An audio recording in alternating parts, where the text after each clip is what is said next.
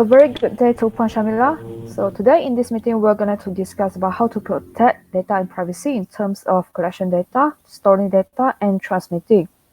Before the discussion start, I would like to introduce myself and my group member first. So my name is Kai Singh. My matrix number is 01DDT20F1002. My name is Nurul Nazam binti Muhammad Fizuddin. My matrix number is 01DDT20F1046. My name is Musira binti Mahdi and my tier number is 10DDT20F113. My name is Sajara Onalaiki Kumaroro and my metric number is 01DDT20F1105. Okay, my name is Umar Chandra Kisruju and my matrix number is 01DDT20F1096. So for starting the discussion, I would like to go first with my point. So for me, when it comes to data and privacy protecting, I think one of the part that we need to put focus on is the network transmitting between client and server. So there are several attacks could be happen during transmitting, such as session hijacking, man in the middle attack, and data stolen when the data is transmitting. The hacker could collect the data that in the whole conversation between client and server by just listening or capturing the network traffic. So this attack, which is reading the data in the transmission, is known as passive attack. So one of the data protection solution that we can consider to prevent our data being leaked is using HTTPS while we surfing web page. So we spend most of the time surfing on the web browser when we use internet. So HTTP is the protocol used by the browser, which will allow us to open the web page. So what is HTTPS? HTTPS stands for Hypertext Transfer Protocol Secure. It is derived from HTTP, which is a request response protocol that we commonly use before HTTPS is released and become widely used.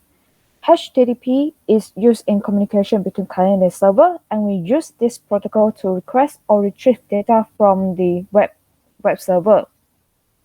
Today, HTTP is being widely used by most of the modern web browser and websites.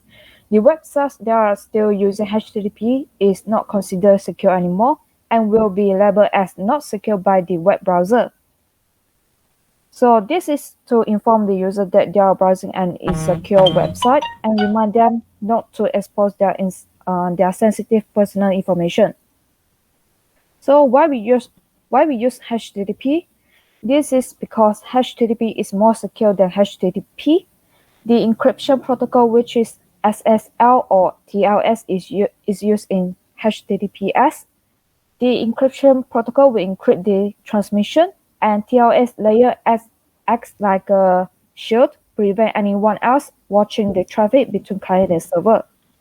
When more and more things is going online, we fill forms online, we shopping online, and we chatting online, securing the network transmission is become important and necessary. And that's why I think it is so important to use HTTPS because HTTPS could secure our transmission and prevent the data being exposed. So thank you. All right. Thank you, Lika Hussein. So next, I will discuss about how to protect data and privacy for storing data.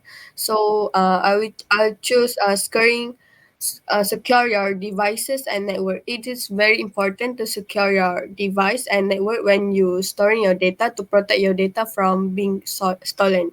So how to secure? First, you need to encrypt your data. You need to protect digital data confidentiality as it is stored on computer system and transmitted using the internet or other computer networks. It helps in the protection of private information and sensitive data as well as the security of communication between client application and server. In essence, if your data is encrypted and an unauthorized person or organization will not be able to read. So second, you need to backup your data to secure your device and network. The main objective for data backup is to save important file in the event of a system breakdown or hard disk failure. Additional data backup should be made if the original backups the result in the data corruption or hard disk failure. The third one, you need to use anti-malware protection.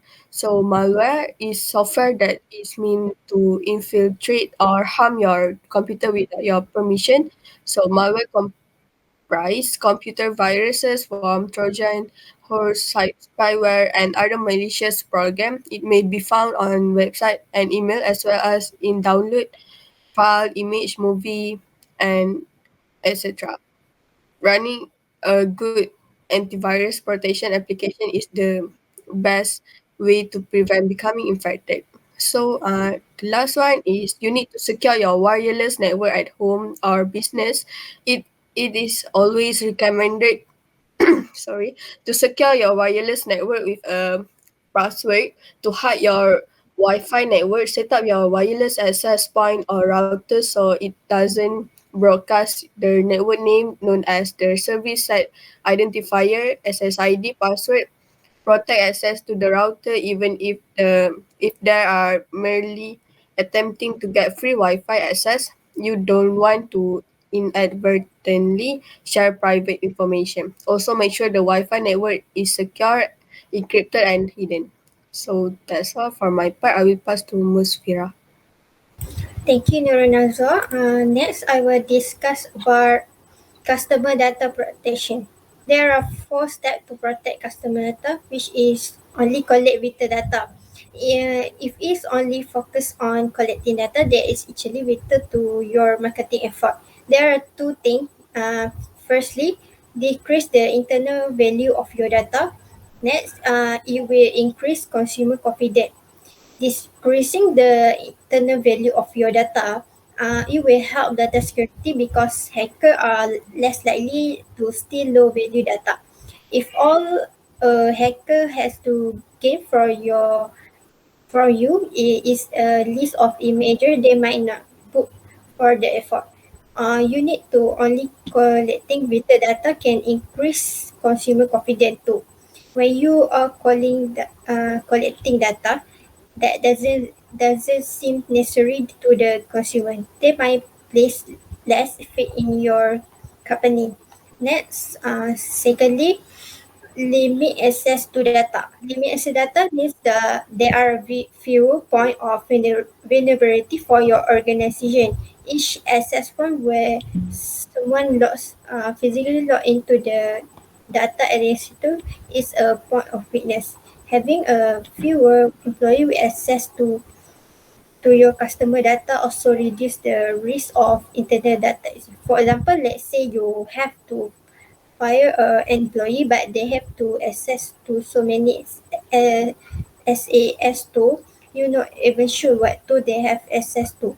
You need to cut the use to 10 tool but you forgot one. They now they can do what they want with the data.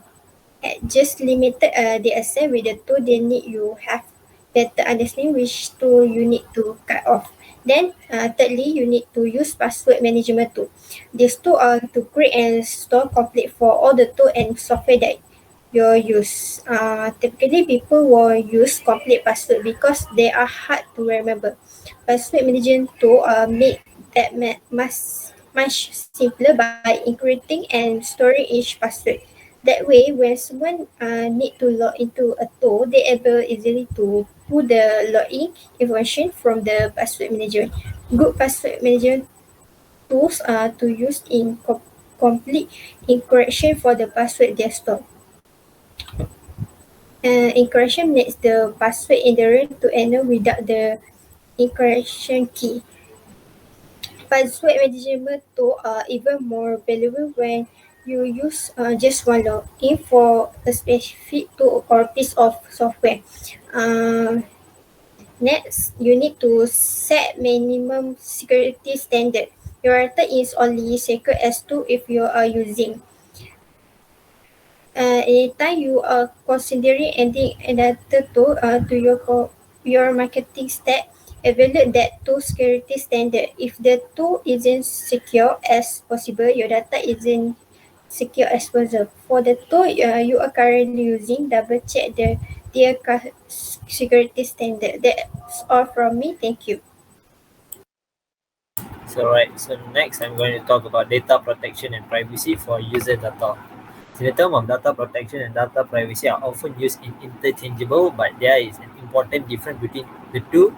The data privacy defines who has access to the data, while the data protection provides tools and policy to actually restrict access to the data. Complaints and regulation help ensure the user privacy requests are carried out the company, and the company are responsible to take measure to protect the private user data. Right, these are the few ways to protect user data. One of them, which is data loss prevention, is known as DLP, a set of strategy and tool that you can use to prevent data from being stolen, lost, or accidentally deleted. Data loss prevention solution often include several tools to protect against and recovery from the data loss.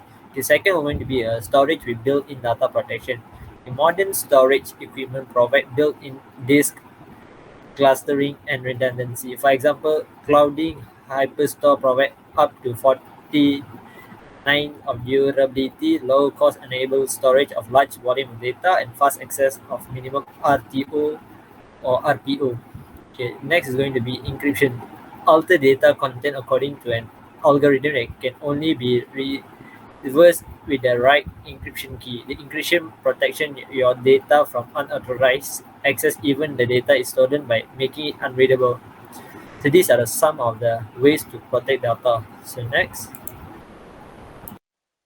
Okay, I'm gonna talk about data protection under storing data. So storage technology for protecting data include a disk or tape backup that copies designed information to a disk-based storage array or a tape. Tape-based backup is a strong option for data protection against data attacks, cyber attacks.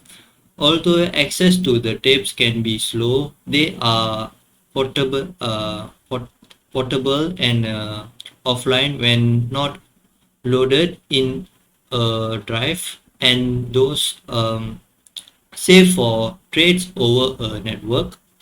Organizations can use mirroring to create a XAT of a website or files so they are available from more than one place.